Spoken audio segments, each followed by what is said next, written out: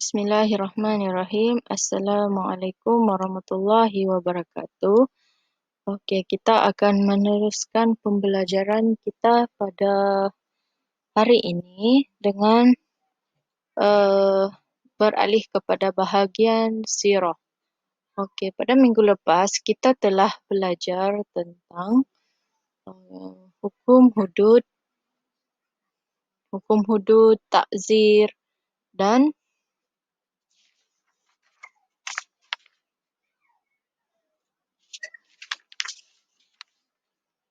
qisas. Okey, kamu telah mempelajari 3 jenis jenayah dan hukuman. Okey.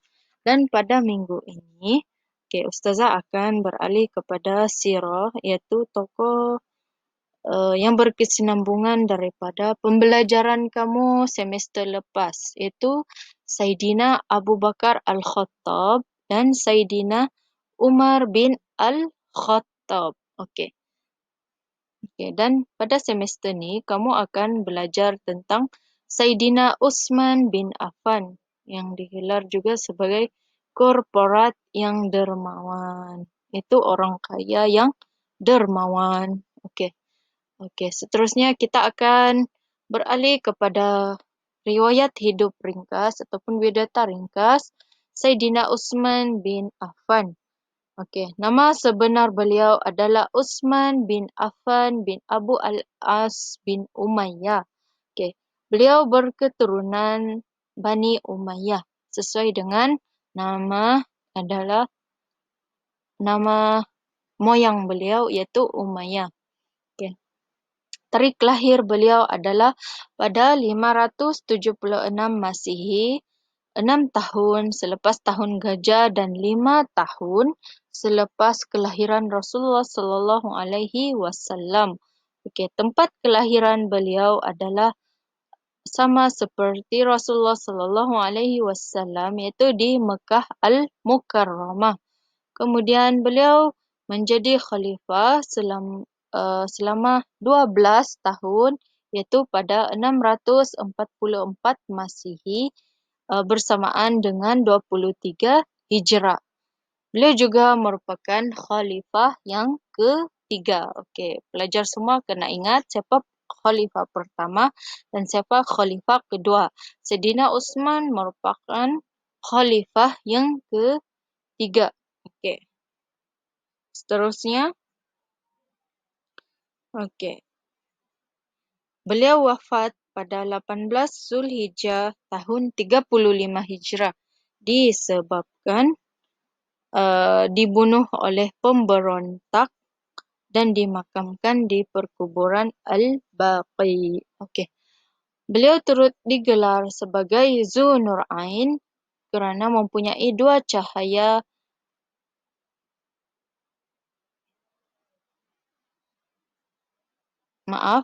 Beliau turut digelar sebagai Zu Nurain, yakni mempunyai 2 cahaya kerana berkahwin dengan 2 putri Rasulullah. Okey.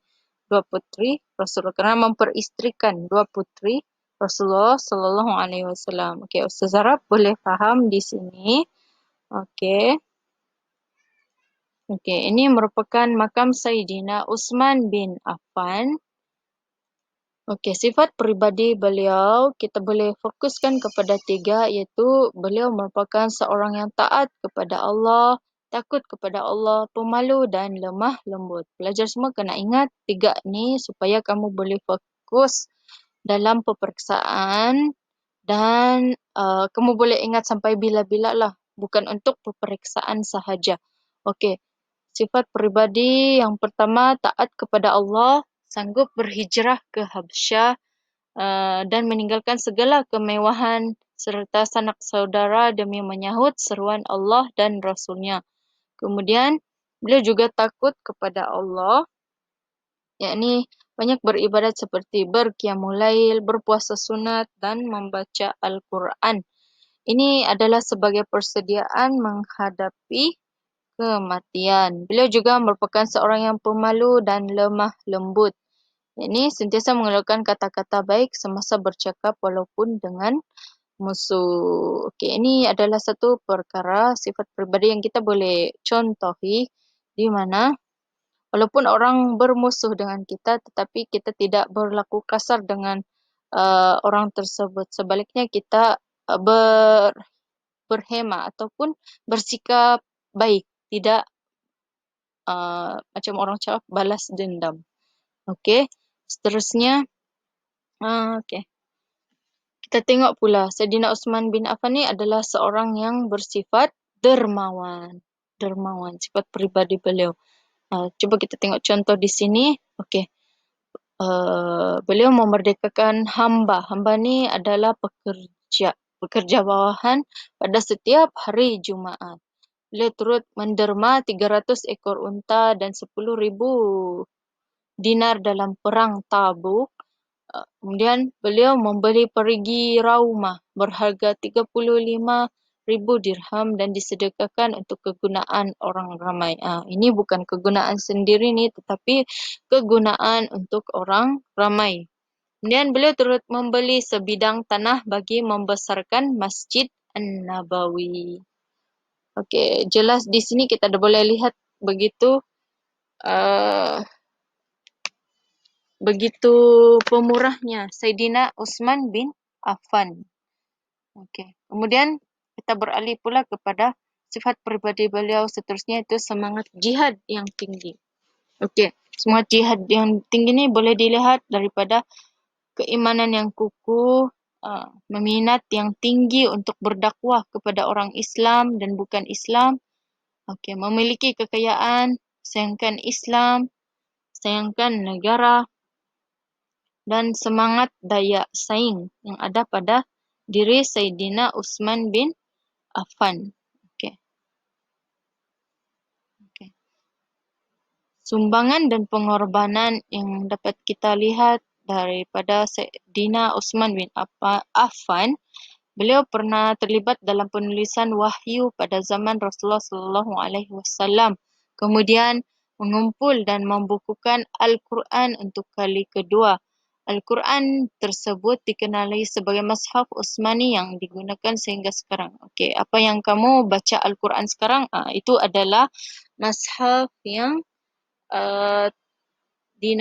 dibukukan pada zaman Saidina Uthman bin Affan. Kemudian, okey, kita beralih kepada politik. Sumbangan beliau dalam politik iaitu menubuhkan angkatan tentera laut. Kemudian menjadi utusan Rasulullah dalam perjanjian Hudaibiyah.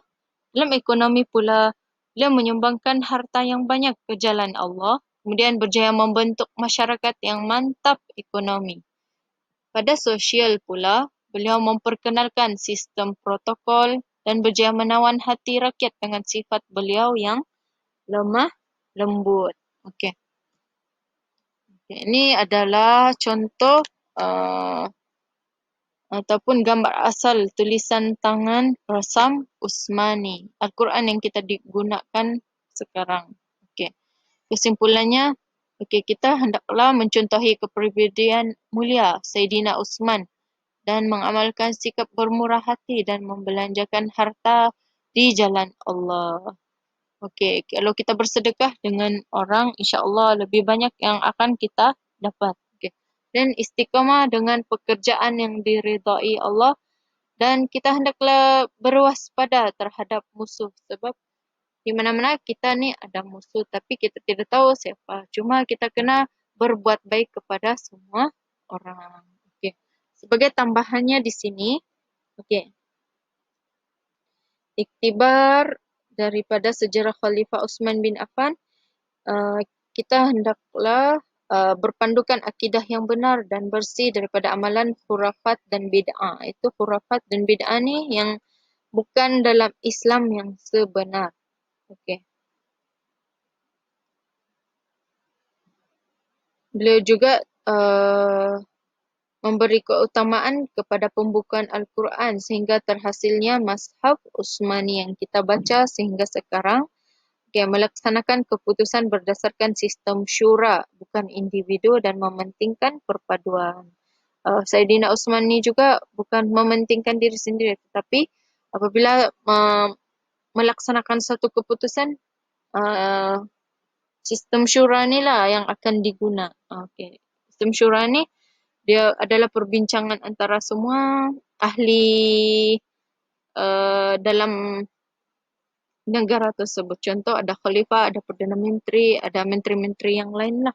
Okey. Dan mengukuhkan pertahanan negara dan membina angkatan tentera laut bagi membasmi pemberontakan dan penaklukan. Okey. Itu adalah Saidina Uthman bin Affan. Okey, baiklah semua pelajar. Setelah faham apa yang Ustazah sampaikan ni, Ustazah harap kamu boleh jawab soalan di kuis. Okey, boleh? Okey. Jadi, siapa yang sudah jawab, kamu boleh tik nama kamu di WhatsApp dan siapa yang belum jawab, jawab juga dalam minggu ini. Jangan tangguh-tangguh supaya kita boleh tengok siapa faham, siapa yang tidak. Okey, itu sahaja. Kita jumpa minggu hadapan secara face to face sekiranya tidak ada PKP. Mudah-mudahan